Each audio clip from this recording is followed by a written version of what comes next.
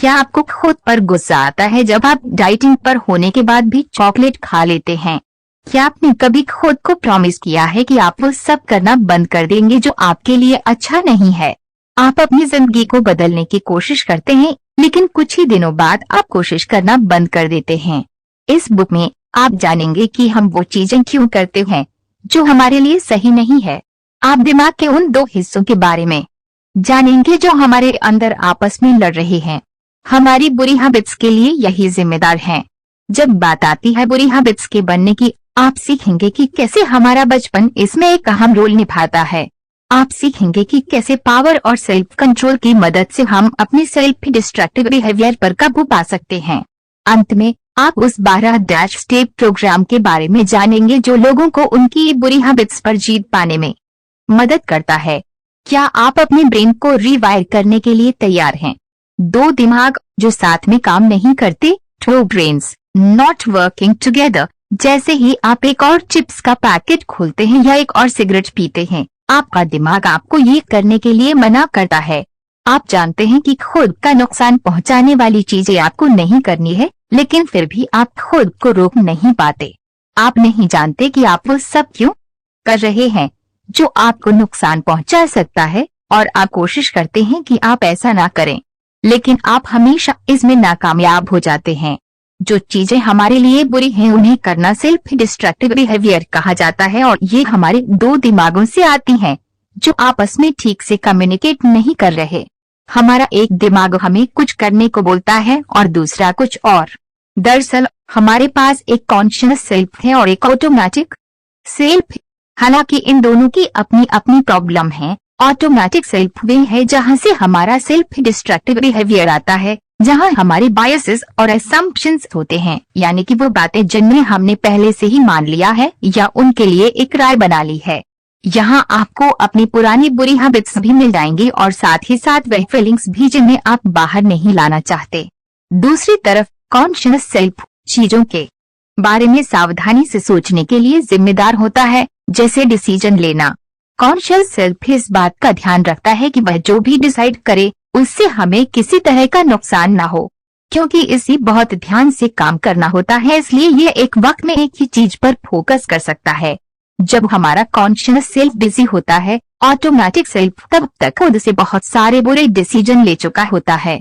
जब आपका conscious self इस बात को लेकर परेशान हो रहा होता है कि किस टॉपिक पर प्रोजेक्ट बनाएं, आपका ऑटोमेटिक सेल्फ आपको स्टडी टेबल पर रखी चॉकलेट खाने को कहता है। इस तरह दो अलग अलग बातें कर रहे इन हिस्सों से डील करने का सबसे अच्छा तरीका है कि हम अपने ऑटोमेटिक सेल्फ को अच्छे डिसीजन लेने के लिए ट्रेन करें। सेल्फ डिस्ट्रक्टिव बिहेवियर को रोकना उतना मुश्किल नहीं है जितना कि लगता है। बहुत सारी स्टडीज हमें बताती हैं कि एक इंसान अपने ब्रेन का स्ट्रक्चर बदल सकता है। इसे प्लास्टिसिटी ऑफ द ब्रेन कहा जाता है। जब आप अपनी सेल्फ डिस्ट्रक्टिव बिहेवियर को बदलने के तरीके सीखते हैं, आपके ब्रेन में सेल्स के बीच नए कनेक्शन बनते हैं। फिर ये कनेक्शन आपके उन पुराने कनेक्शन को बदल देते हैं जो आपको ज्यादा खाने, सिगरेट या शराब पीने को कहते हैं। लेकिन इन नए कनेक्शन के बनने के लिए आपको अपनी नई अच्छी हैबिट्स के साथ कंसिस्टेंट रहना होगा। जितना ज्यादा आप अपनी अच्छी हैबिट्स की प्रैक्टिस करेंगे, इन्हें ऑटोमेटिकली करना उतना ही आसान होगा। आप इस बुक को पूरा पढ़ सकते हैं और उन तरीकों के बारे में जान सकते हैं जिनसे आपको अपनी सेल्फ डिस्ट्रक्टिव बिहेवियर को बदलने में मदद मिलेगी।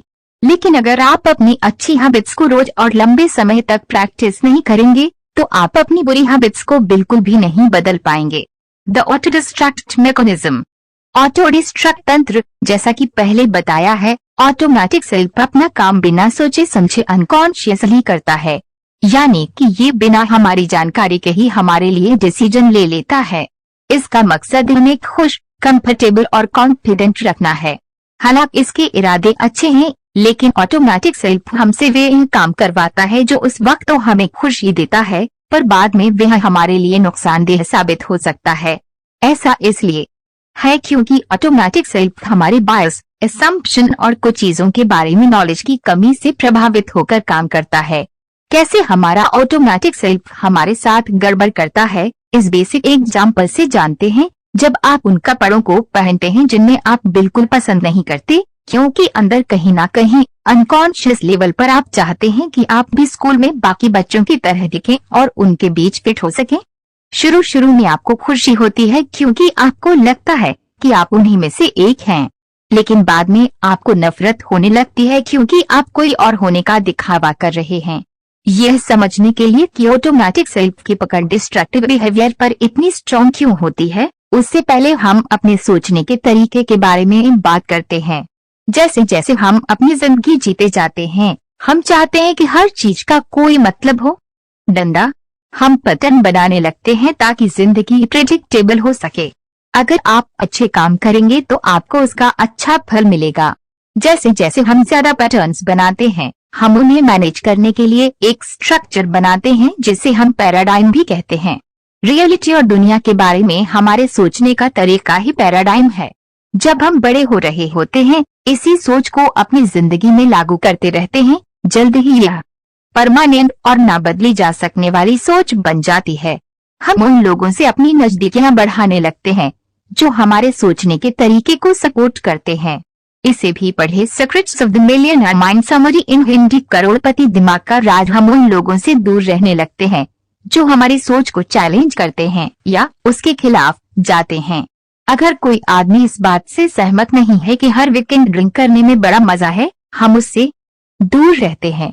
बार में जाने वाले लोग हमारे दोस्त बन जाते हैं क्योंकि हमें लगता है वे कूल हैं। हमारे परिवार वाले और दोस्त हमें बताते हैं कि वे हमारी हरकतों की वजह से चिंतित हैं। हम उनकी हाँ में हाँ मिला देते हैं, लेकिन उनकी बात सुनते नहीं है क्योंकि हम अपनी सोच के बारे में कॉन्शियस नहीं है। हमारे कॉन्शियस सेल्फ को हमारी प्रॉब्लमेटिक सोच को ठीक करने का मौका ही नहीं मिलता। हम हर उस चीज को ब्लॉक कर देते हैं जो हमारे खुद को और दुनिया को देखने के नजरिए को चैलेंज करती है। जब हमें अपनी सेल्फ डिस्ट्रक्टिव बिहेवियर के बारे में बात करनी पड़ती है, हम अपने आप को बचाने लगते हैं। हम इसे नकारने लगते हैं, बहस करते हैं या फिर टॉपिक ही बदल देते हैं। हम अपने पैराडाइम को बचाने के लिए कुछ भी करते हैं। अगर आप चाहते हैं कि आप अपने गलत पैराडाइम के बारे में अवेयर रहे, तो एक डायरी रखना अच्छी शुरुआत हो सकती है। अक्सर हम उन फैक्ट्स और इवेंट्स को नकार देते हैं जो हमारी उम्मीद के मुताबिक नहीं होती। इसका मतलब है कि हम खुद को सही मानते हैं और बाकी दुनिया को गलत। इसलिए जब आप अगली बार किसी बात को लेकर निराश हों, तो इसे अपनी डायरी में नोट कर लें। सबसे पहले उस बात को लिखें जिसके होने की आपको उम्मीद थी। फिर जो असल में हुआ उसे लिखें। फिर इस बारे में जो भी आपके गलत बिलीफ्स यानी सोच रहे हो, उन्हें नोट करें। फिर अपने गलत सोच से निकाले गए नतीजों को लिखें। अंत में ये जानने की कोशिश करें कि आप क्या अलग कर सकते थे। उदाहरण के लिए, आपको अपने स्कूल रिपोर्ट में अच्छा करने की उम्मीद थी, लेकिन असल में हुआ क्या कि आप इसे टालते रहे और जिसका परिणाम आपका काम बहुत एवरेज रहा। आपके बायस पैराडाइम ने सोचा कि आप अपनी रिपोर्ट बहुत जल्दी बना सकते हो। फिर आप ठान लेते हो कि अगली बार जब आपको रिपोर्ट बनानी होगी, आप उसे टालेंगे नहीं और उस पर समय रहते काम करना शुरू कर देंगे। लाल झंडा लहराते हुए वाविंग द रेड फ्लैग। बच्चे अक्सर रोकर या दिखाकर अपनी ओर ध्यान खींचते हैं। वे अपने माता पिता की अटेंशन चाहते हैं और रोना इसे पाने का सबसे असरदार तरीका है। अंग्रे करना भी एक अच्छा तरीका है अपनी मनपसंद चीज पाने का। एडल्ट जिनमें सेल्फ डिस्ट्रक्टिव बिहेवियर होता है, वे अक्सर अटेंशन पाने के लिए अंग्रे दिखाते हैं। जरूरी नहीं कि वे मॉल के बीच में रोने या पैर पटकने लगे, लेकिन वे अटेंशन चाहते हैं। जैसे बुल फाइट में प्लेयर रेड फ्लैग दिखाकर बुल का ध्यान अपनी ओर खींचता है, वैसे ही एडल्ट लोग भी रेड फ्लैग दिखाते हैं और ऐसी चीजें करते हैं जिससे दूसरे लोगों का ध्यान उन पर जाता है। जाहिर है यह सब अनकॉन्शियसली होता है, लेकिन कहीं ना कहीं जाने अनजाने ये लोग चाहते हैं कि कोई उन्हें नोटिस करे और उन्हें रोके। आमतौर पर ये लोग जो सेल्फ डिस्ट्रक्टिव बिहेवियर के जरिए अटेंशन पाना चाहते हैं, इनका बचपन सही परवरिश से नहीं गुजरा होता है। उनके माता पिता ने उन्हें सेल्फ कंट्रोल के बारे में नहीं सिखाया होता है, इसलिए वे ऐसी हरकत करते हैं। शायद उनके माता पिता ने उन्हें कभी सही राह नहीं दिखाई होगी और उनके इस बिहेवियर को बढ़ावा दिया होगा। दूसरा कारण हो सकता है कि उन्हें लगता हो कि उनके माता पिता ने उन्हें छोड़ दिया है। क्योंकि उनके बचपन में प्यार, गाइडेंस और रिस्पेक्ट की कमी रही, इसलिए उन्हें लग सकता है कि वे दूसरों से कमतर हैं।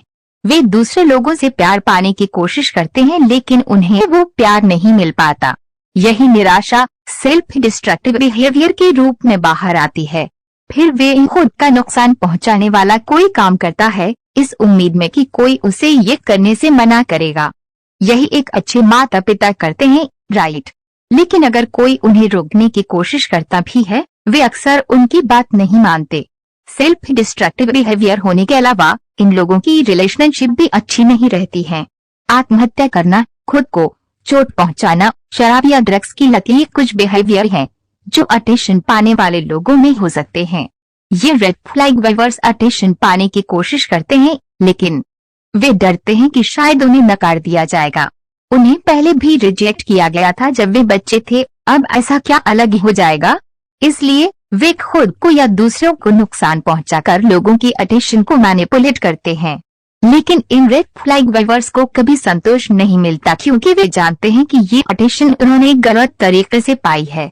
इन लोगों को चाहिए कि वे अपने आप को अच्छे से कंट्रोल करें और अपने अंदर विल पावर लाएं। असल में कोई भी जिसे एक बुरी आदत है उसे इन दो जरूरी बातों को सीखना चाहिए।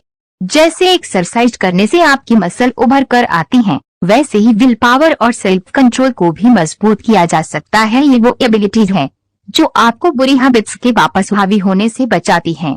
वो कौन सी बुरी आदत है जो आप छोड़ना चाहते हैं? ये कुछ काम की टिप्स हैं। इससे पहले कि आप खुद को एक प्रॉमिस करो, ये पक्का कर लें कि आप इसे 100% लगन के साथ करेंगे। फिर अपने लिए वापस पुरानी हालत में जाना नामुमकिन बना दें। अपनी प्रोग्रेस के बारे में लोगों को बताते रहें।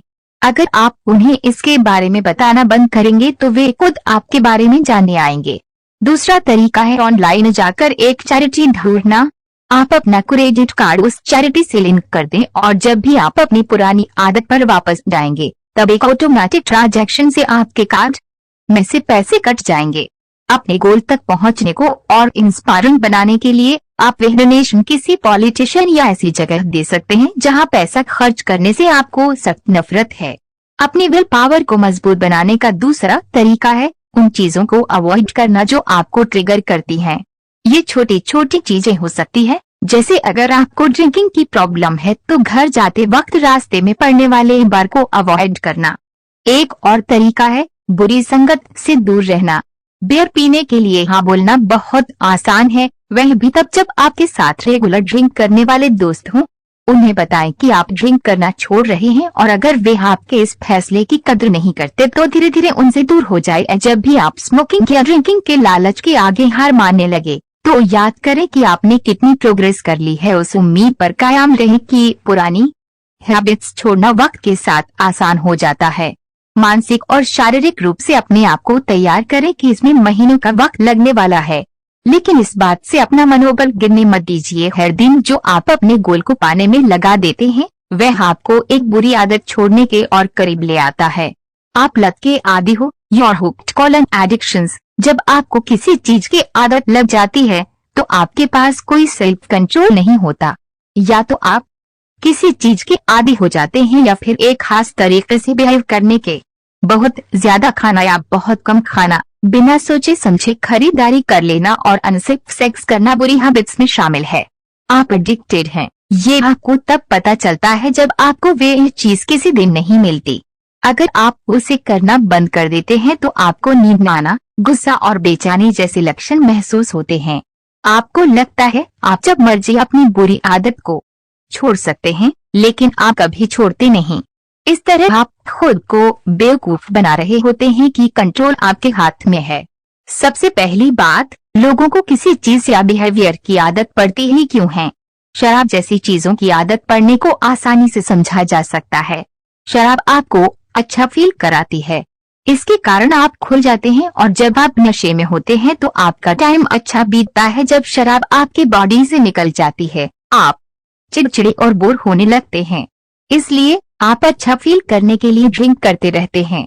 दूसरी तरफ ड्रग्स आपके दिमाग में जोरदार तलब पैदा करती है। ड्रग्स जैसे कि कोकेन और तंबाकू जैसी दूसरी चीजें दिमाग के उस हिस्से को एक्टिवेट करते हैं जो हमें मजा और खुशी देता है। जब यह एक्टिवेट होता है तो डोपामिन नाम का एक न्यूरोट्रांसमीटर रिलीज होता है। ये न्यूरोट्रांसमीटर उस इंसान को अच्छा फील कराता है। आप समझ सकते हैं क्यों एक ड्रग एडिक्ट ड्रग्स से चिपक जाता है, उसे छोड़ नहीं पाता। जितने लंबे समय तक एक इंसान ड्रग्स यूज करता है, उसके दिमाग के प्लेजर सेंटर को उतना ही नुकसान होता है। अगर ये डैमेज हो जाता है तो इसका मतलब है आपको अच्छा फील करने के लिए और ज्यादा ड्रग्स चाहिए होगा। उसी दौरान आपकी बॉडी के दूसरे पार्ट्स जैसे आपका लिवर भी ड्रग्स के कारण खराब होना शुरू हो जाता है। आपके अपने परिवार और दोस्तों के साथ रिश्ते भी बिगड़ने लगते हैं। अपनी नशे की जरूरत के सिवा अब आप किसी और चीज की परवाह नहीं करते। तो आप एडिक्शन से कैसे छुटकारा पा सकते हैं? ऑथर कहते हैं कि सबसे पहले आपको अपने साथ ऑनेस्ट होने की जरूरत है। आपको यह स्वीकार करना होगा कि आप एडिक्टेड हैं और आप खुद पर कंट्रोल नहीं कर पा रहे। उन लोगों के ग्रुप को ज्वाइन करना एक बड़ी हेल्प हो सकती है जो खुद इससे लड़ रहे हैं। ये याद रखें कि आप अपनी जिंदगी फिर से बना रहे हैं। ऑथर को 12 स्टेप प्रोग्राम की इंस्पिरेशन अल्कोहलिक एनोनिमस नाम की ऑर्गेनाइजेशन से मिली। आपको इस प्रोग्राम के रूल्स को फॉलो करना चाहिए ताकि आप अपनी जिंदगी बदल सकें। ये आसान नहीं है, कुछ दिन ऐसे भी होंगे जब आप हार मानने लगेंगे, लेकिन ये 12 स्टेप प्रोग्राम आपको हर तरह से मदद करेगा। इन स्टेप्स को फॉलो करने से पहले यह पक्का कर ले कि आपके पास एक सपोर्ट ग्रुप हो। अगर नहीं है तो कोई ऐसा इंसान हो जैसे कि एक थेरेपिस्ट या एक दोस्त जो आपकी मदद कर सके। सिर्फ अपनी खुराक पाने के लिए एडिक्शन आपसे वह सब कराएगी जो आप नहीं करना चाहते। झूठ बोलना, धोखा देना, यहाँ तक कि आप चोरी भी करने लगेंगे। एडिक्शन से जंग जीतना बहुत मुश्किल और तकलीफदेह होगा, लेकिन ये जान लें कि अगर आपने इसे पार कर लिया तो आपकी जिंदगी बदल जाएगी। जैसे पहले भी बताया गया है कि आपको स्वीकार करना है कि आप एडिक्टेड हैं। इस भ्रम को तोड़ दें कि आप कंट्रोल में हैं और कभी भी इसे छोड़ सकते हैं। अगर आप बार बार खुद को यही यकीन दिलाएंगे तो आप कभी भी असल में उसे छोड़ नहीं पाएंगे। इसे एक दिन के हिसाब से करें, दोहराएं और अपने मकसद पर भरोसा करें। खुद को कहें आज कोई सेल्फ डिस्ट्रक्टिव काम नहीं करना है। ये कोई बहुत बड़ा गोल नहीं है, कोई भी इसे कर सकता है। ये मान लें कि आगे मुश्किल दिन भी आएंगे। उस वक्त के लिए खुद को तैयार करें जब आप कोई सेल्फ डिस्ट्रक्टिव काम किए बिना रह नहीं पाएंगे, चाहे कितना ही लुभावना क्यों ना लगे। इस विचार के साथ खुद को रोक कर रखें कि ये वक्त बीत जाएगा। इस बारे में सोचते रहे कि अगर आप अपने पुराने तौर तरीकों पर वापस ना जाएं तो कितना अच्छा होगा। अपने मॉडल्स पर वापस जाएं। स्वीकार करें कि आपके सेल्फ डिस्ट्रक्टिव बिहेवियर ने आपसे बहुत बुरे काम करवाए हैं। हाँ, ये आपके एडिक्शन के कारण हुआ है, लेकिन इसे एक बहाना ना बनाएं। ठान ले कि अब से आप ऑनेस्ट रहेंगे। उन लोगों से माफी मांगे जिन्हें आपने किसी भी तरीके से नुकसान पहुंचाया हो। ये 4th स्टेप से रिलेटेड है और ये आपको एक बेहतर इंसान बनने में मदद करेगा। बदले में उनके साथ अपना टाइम शेयर करें। एक दिन के लिए किसी बूढ़े इंसान का साथी बने या लोकल बीच की सफाई करें। अच्छे काम करने से आपको अच्छा फील होगा। इससे दुनिया में पॉजिटिविटी भी बढ़ेगी। माइंडफुल एक्टिविटीज की प्रैक्टिस करें। माइंडफुलनेस का मतलब है अपने रिएक्शन और बिहेवियर को लेकर कॉन्शियस रहना। जब आप खुद के बारे में माइंडफुल होते हैं तो आप देख सकते हैं कि आप क्या गलत कर रहे हैं। यहाँ से आप अपनी गलतियाँ सुधार सकते हैं। बार बार उस सोच को दोहराए कि you can fake it until you make it. Alcoholic anonymous जैसे बड़े और फेमस ग्रुप भी इस सोच को अपनाते हैं। अगर आपने अभी अभी शुरुआत की है तो आप मीटिंग्स अटेंड करते रहिए, मोटिवेशनल लाइंस को दोहराते रहिए और अपने इस फ्लो को बनाए रखें। जैसे जैसे आप इसे बार बार करते रहेंगे ये आपके डेली रूटीन का हिस्सा बन जाएगा। एक दिन आखिरकार आप कह पाएंगे कि आप पहले एडिक्टेड थे लेकिन अब आपने इससे छुटकारा पा लिया है। इन स्टेप्स को फॉलो करते रहें, भले ही कभी कभी आपको इन पर भरोसा ना हो। अगर आपके पास कोई सपोर्ट ग्रुप नहीं है तो एक स्पॉन्सर तलाशें। स्पॉन्सर वह होता है जिसे आप अपनी रिकवरी के दौरान सब कुछ बताएंगे। वे आपको बिना किसी जजमेंट के सुनेंगे, लेकिन वे आपको सच भी चाहे वो कितना ही करवा क्यों ना हो। अगर आपके पास कोई स्पॉन्सर ना हो तो अपने पास एक डायरी रखें। इसमें हर दिन के अपने एक्सपीरियंस को लिखें या फिर अपना वीडियो बनाएं। अपनी फीलिंग्स को एक्सप्रेस करें। बताएं कि आपको ये अच्छे दिन कैसे लग रहे हैं या क्रेविंग कितनी ज्यादा हो सकती है। अपने शॉर्ट टर्म गोल पर ध्यान दें, लेकिन अपने लॉन्ग टर्म गोल को भी याद रखें। हालांकि रोज थोड़ा थोड़ा करने से ये आपको बहुत मुश्किल नहीं लगेगा, लेकिन अपने लॉन्ग टर्म गोल पर नजर रखना भी जरूरी है। हर वो दिन जब आप खुद को सेल्फ डिस्ट्रक्टिव रास्ते पर वापस जाने से रोकते हैं, ये आपके ब्रेन के लिए एक मौका होता है खुद को रिवायर करने का। धीरे धीरे आपका ब्रेन खुद को इस तरह ढाल लेगा कि वे किसी नशीली चीज या बुरे बिहेवियर पर डिपेंडेंट नहीं होगा। जैसे जैसे आप आगे बढ़ते जाओगे, अपनी एडिक्शन से दूर होना उतना आसान हो जाएगा। अंत में प्रैक्टिस करते रहें, बार बार दोहराना ही सबसे जरूरी है। बुरी हैबिट्स ने आपके दिमाग में कनेक्शन बना लिए हैं। हर रोज अच्छी हैबिट्स की प्रैक्टिस करें और उन्हें बार बार दोहराएं ताकि नए कनेक्शन जल्दी और मजबूत बन सके। निष्कर्ष, आपने सीखा कि क्यों आप वो चीजें करते हैं जो आपके लिए अच्छी नहीं है, और इसके लिए कैसे आपके दो माइंड जिम्मेदार हैं जो आपस में लड़ रहे हैं। कॉन्शियस सेल्फ वो माइंड है जो आपके लिए सावधानी से फैसले लेता है। इसे आपके बहुत सारे डिसीजन पर काम करना होता है, इसलिए ये धीरे धीरे लेकिन ध्यान से काम करता है। दूसरी ओर ऑटोमेटिक सेल्फ बिना सोचे समझे डिसीजन ले लेता है। यह तुरंत रिएक्ट करता है और इसकी परवाह नहीं करता कि आपके लिए क्या अच्छा है और क्या बुरा। तो आप उन चीजों को करने से खुद को कैसे रोक सकते हैं जो आपके लिए सही नहीं है। आपको अपने ऑटोमेटिक सेल्फ को अच्छी चीजें चुनने के लिए ट्रेन करना होगा। ये पॉसिबल है क्योंकि हमारा ब्रेन फ्लेक्सिबल होता है। इसका मतलब है ब्रेन अपना स्ट्रक्चर, आप कैसे सोचते हैं और आप क्या करते हैं, उसके अनुसार बदल लेता है। आप असल में अपने ब्रेन को रिवायर कर सकते हैं। आपने सीखा कि ऑटोमेटिक सेल्फ बिना सोचे काम करता है क्योंकि इसका एक ही मकसद है, आपको खुश, कॉन्फिडेंट और कंफर्टेबल रखना। इससे फर्क नहीं पड़ता कि आपको खुश करने के ये तरीके गलत और सेल्फ डिस्ट्रक्टिव है। आपने सीखा कि अपने अंदर विल पावर और सेल्फ कंट्रोल डेवलप करने से बुरी हैबिट्स लड़ने में मदद मिलती है। यह बहुत मुश्किल हो सकता है क्योंकि बुरी हैबिट्स बचपन से ही शुरू हो जाती हैं, लेकिन खुद से प्रॉमिस करें कि आप बदलेंगे। 12 स्टेप प्रोग्राम की मदद से आप छोटे छोटे स्टेप लेकर अपनी इच्छा और तलब को रोक सकते हैं। खुद को सुधारने के लिए आपको बहुत मेहनत करनी होगी। बुरी हैबिट्स की जड़ें आपके दिमाग में बहुत गहरी बैठी हुई हैं, लेकिन आपको बेहतर बनना ही होगा। अच्छी हैबिट्स की रोज प्रैक्टिस करके आप अपने ब्रेन को रिवायर कर सकते हैं और अपनी बेहतरी के लिए बदल सकते हैं। आप अपने अंदर के राक्षस को हरा सकते हैं और दूसरे लोगों को भी इसके लिए इंस्पायर कर सकते हैं। जितना आप सोचते हैं आप उससे बहुत ज्यादा स्ट्रांग हैं। एक एक दिन करके आगे बढ़े। अंत में बुरी हैबिट्स, डिस्ट्रक्टिव बिहेवियर और एडिक्शन आपके अतीत का हिस्सा बनकर पीछे छूट जाएंगे। Your IP is under monitoring. में साइट में मौजूद सभी सामग्री, कंटेंट और डेटा कॉपीराइट कानून अधिनियम 1957 द्वारा संरक्षित है। इसकी नकल या किसी भी रूप में वेबसाइट, ऐप या यूट्यूब एक्सेट्रा पर किसी भी सामग्री का उपयोग एक गंभीर अपराध है और कॉपी पाए जाने पर संबंधित व्यक्ति या संस्था पर कानूनी कार्यवाही की जाएगी। सभी कानूनी कार्यवाही महाराष्ट्र न्यायिक क्षेत्र के अंतर्गत होगी। अगर कानूनी कार्यवाही से बचना चाहते हैं तो इस साइट की पोस्ट, इमेज और किसी भी